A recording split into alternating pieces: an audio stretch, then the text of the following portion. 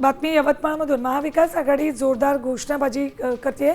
यवतमाळमध्ये महाविकास आघाडीच्या पदाधिकाऱ्यांनी नोटांचा पाऊस पाडलाय।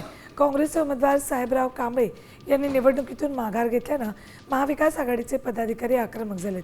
यवतमाळमध्ये विधान परिषद निवडणुकीतून महाविकास आघाडीचे उमेदवार साहेबराव कांबळे यांनी माघार घेतल्यानंतर शिवसेना, ठाकरे गट, काँग्रेस आणि राष्ट्रवादी काँग्रेसचे पदाधिकारी या ठिकाणी आक्रमक झालेले। महाविकास आघाडीच्या पदाधिकाऱ्यांसोबत अधिक बातचीत केली आमचे प्रतिनिधी संजय राठोड यांनी। संविधानाची हत्या करणाऱ्या सरकारचा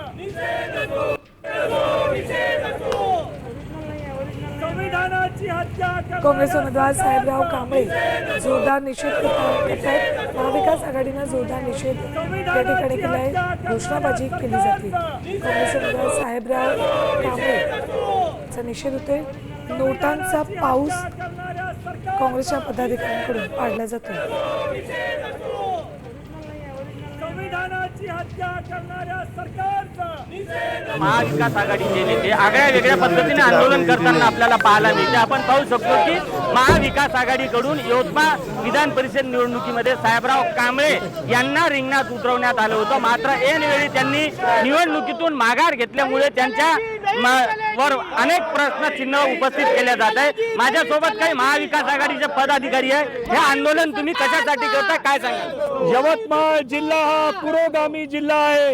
या जिल्ह्याने या राज्याला दोन मागासवर्गीय मुख्यमंत्री दिलेले आहेत आणि आज अशा या जिल्ह्यामध्ये पैशाच्या जोरावरती लोकशाहीला पाय तुडवण्याचं काम या ठिकाणी हे युतीचं सरकार करते आहे आणि त्याचा निषेध झाला पाहिजे। इथल्या मतदाराचा अधिकार हा लोकशाहीची आत्मा आहे आणि तो लोकशाहीचा अधिकार संपवण्याचं काम या ठिकाणी हे युतीचं सरकार करते आहे।